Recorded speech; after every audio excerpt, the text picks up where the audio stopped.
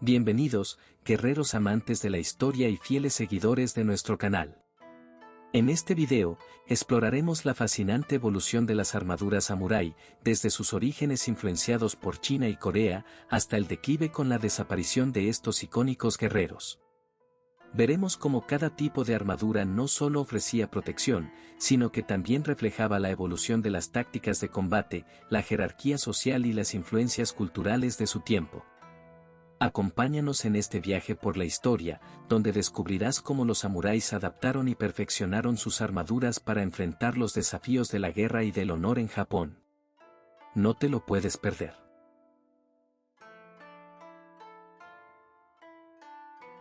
Los primeros ejemplos de armadura en Japón se remontan al periodo Kofun, 250 a 538 después de Cristo, una era en la que las influencias extranjeras comenzaban a llegar a las islas desde el continente asiático.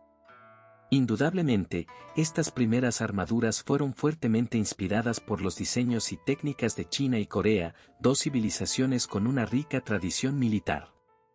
Las armaduras continentales llegaron a Japón a través del comercio, las migraciones y las expediciones militares, desempeñando un papel crucial en el desarrollo temprano de las armaduras japonesas.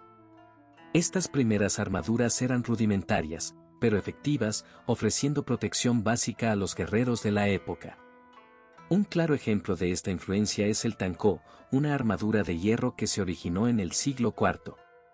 El tankō estaba compuesto por placas de metal unidas mediante cuerdas de cuero, una técnica que sigue el estilo de armadura lamelar, utilizado también en otros lugares del mundo. Este estilo lamelar consistía en colocar las placas superpuestas, lo que permitía una combinación de resistencia y flexibilidad.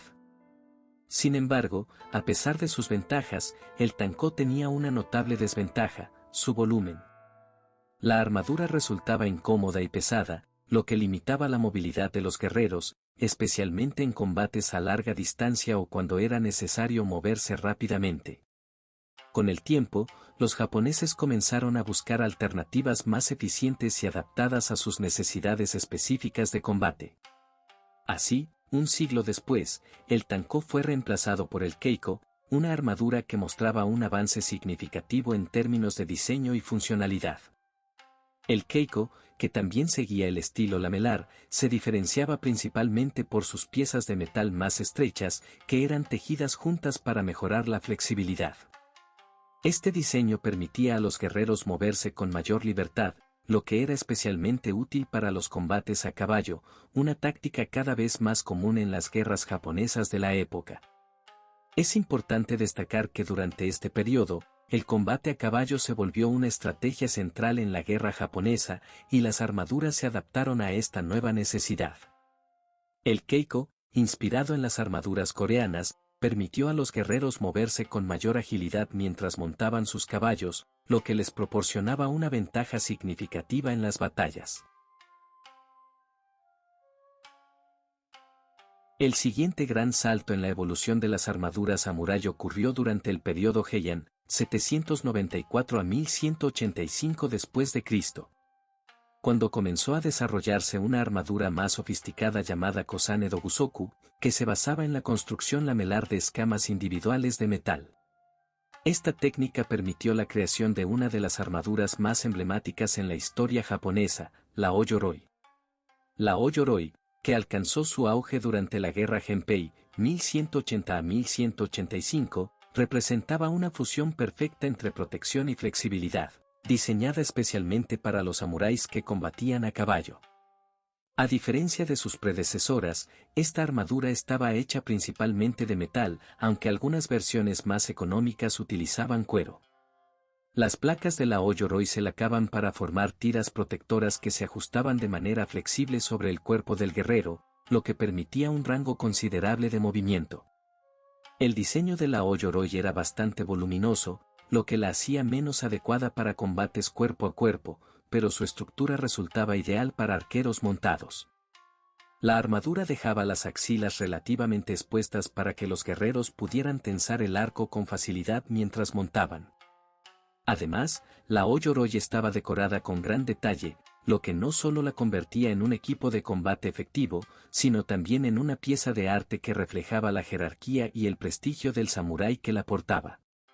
Las familias más adineradas personalizaban sus armaduras con colores llamativos y símbolos que representaban su linaje, haciendo de la Oyoroi una armadura tanto funcional como simbólica.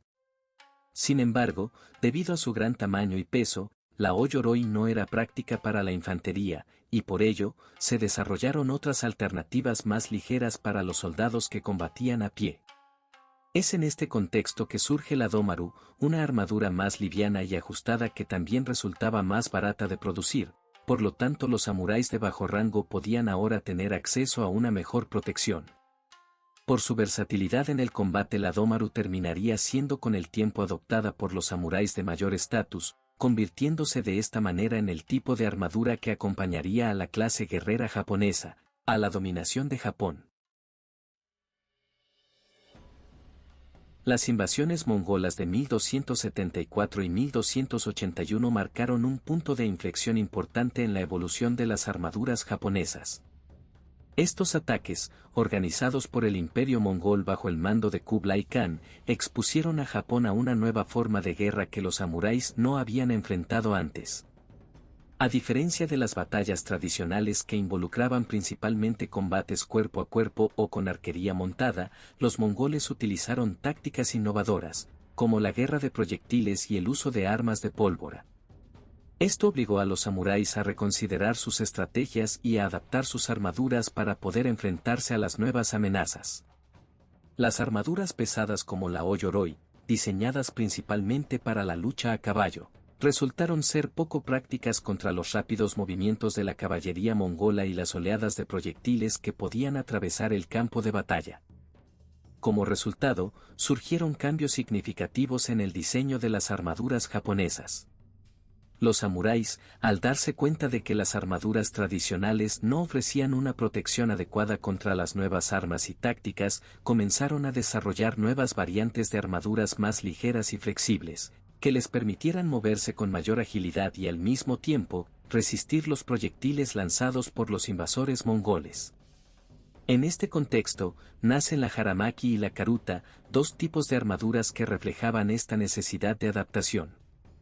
La Haramaki era una versión más ligera de la Oyoroi, que se colocaba desde el frente y se ajustaba en la espalda mediante cordones. Esta armadura no solo era más fácil de poner y quitar, sino que también permitía una mayor movilidad en combate, algo crucial en las nuevas tácticas de guerra adoptadas tras las invasiones.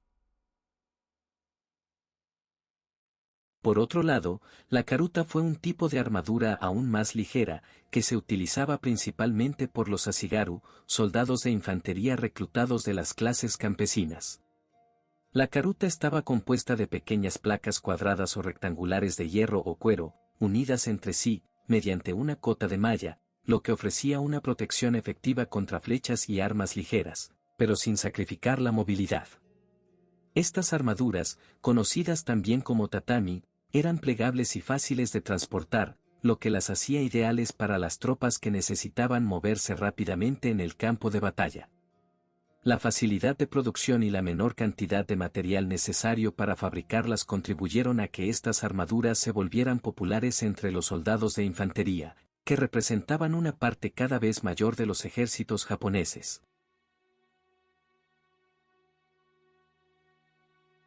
A medida que Japón entraba en el periodo Sengoku, 1467 a 1600, una era conocida por sus interminables guerras civiles y conflictos entre clanes, las armaduras japonesas experimentaron una transformación radical. Durante este periodo, conocido también como la era de los estados en guerra, las batallas se libraban con una intensidad y frecuencia sin precedentes. Las armas de fuego, introducidas en Japón por los comerciantes portugueses en 1543, cambiaron drásticamente la naturaleza del combate. Los arcabuces y mosquetes, aunque rudimentarios en comparación con las armas modernas, tenían la capacidad de penetrar las armaduras tradicionales de hierro y cuero. Ante esta nueva amenaza, los fabricantes de armaduras japonesas se vieron obligados a desarrollar armaduras que pudieran resistir los disparos de las armas de fuego. Surgieron entonces las Toseido Gusoku, conocidas como las armaduras modernas del periodo Sengoku. A diferencia de las armaduras lamelares tradicionales, que estaban compuestas por pequeñas placas unidas entre sí, utilizaban grandes placas de acero sólido, diseñadas específicamente para detener los proyectiles. Estas armaduras de acero, que a menudo incluían protectores adicionales para el pecho y los hombros, ofrecían una mayor protección contra las armas de fuego, aunque a costa de un mayor peso. Para compensar la rigidez y el volumen de las placas de acero, los fabricantes comenzaron a experimentar con nuevos diseños que combinaban elementos tradicionales de las armaduras samurái con mejoras modernas, como cascos más resistentes, máscaras faciales que protegían contra las astillas y piezas de hombro más elaboradas que permitían una mayor libertad de movimiento. Las Toseido Gusoku no solo representaron una respuesta práctica a las amenazas planteadas por las nuevas armas, sino que también simbolizaron la continua innovación en la tradición samurái. A lo largo del periodo Sengoku, las armaduras se convirtieron en piezas altamente personalizadas, con colores y detalles que identificaban a los clanes guerreros y sus líderes. Muchas de estas armaduras estaban decoradas con emblemas y símbolos que reflejaban el estatus y la reputación de quien las llevaba, lo que añadía un nivel adicional de significado a su uso en la batalla. A medida que las guerras se volvieron más brutales y tecnológicamente avanzadas, los samuráis y sus armas también se adaptaron, forjando una combinación de arte y función que representaba tanto la tradición como la modernidad de la cultura marcial japonesa. Tras el final del periodo Sengoku y la unificación de Japón bajo el shogunato Tokugawa en 1600, comenzó el periodo Edo, 1603 a 1868, una era caracterizada por la paz interna y la estabilidad. Aunque la necesidad de usar armaduras en combate disminuyó considerablemente debido a la ausencia de guerras a gran escala, las armaduras no desaparecieron del todo. De hecho, las armaduras continuaron desempeñando un papel importante como símbolo de estatus entre la clase samurái, que seguía siendo una fuerza influyente en la política y la sociedad de la época. Durante este periodo de relativa calma, las armaduras se utilizaron principalmente en ceremonias y desfiles, y su diseño se enfocó más en la estética que en la funcionalidad. Sin embargo, a pesar de la paz, los samuráis aún enfrentaban la posibilidad de conflictos civiles, duelos personales o revueltas campesinas, por lo que seguían necesitando algún tipo de protección personal. Fue en este contexto que se popularizaron las armaduras secretas, ligeras y portátiles, diseñadas para usarse debajo de la ropa ordinaria. Un ejemplo típico de este tipo de armadura era la Kusari Katabira, una chaqueta de cota de malla que ofrecía protección discreta contra ataques sorpresivos, como apuñalamientos o cortes. Estas armaduras secretas eran particularmente útiles en situaciones urbanas, donde los samuráis necesitaban estar preparados para enfrentamientos inesperados mientras realizaban sus deberes de seguridad interna. Además de la Kusari Katabira, otros tipos de armaduras portátiles incluían protectores para espinillas y brazos, que podían llevarse bajo la ropa sin ser detectados, y los hachigane, piezas frontales que ofrecían protección adicional. A medida que el periodo Edo avanzaba, la importancia militar de los samuráis disminuía, pero su influencia social y política se mantenía. Las armaduras, por tanto, adquirieron un valor simbólico más profundo, representando la herencia guerrera de los samuráis, su estatus dentro de la jerarquía social y su compromiso con el código del Bushido. Incluso durante la era de paz, la armadura seguía siendo un recordatorio visible de la antigua gloria militar de los samuráis. Con la llegada de la restauración Meiji en 1868 y la modernización de Japón, las armaduras tradicionales dejaron de ser prácticas en un contexto militar. Sin embargo, el legado de estas piezas perduró, ya que muchas se conservaron como reliquias familiares, tesoros nacionales y símbolos culturales de la rica historia marcial de Japón. Gracias por llegar hasta el final de nuestro video. Suscríbete, regálanos tu like, comparte y no olvides tus comentarios. Todo es muy valioso para que sigamos creciendo como canal. Hasta la próxima, guerreros amantes de la historia.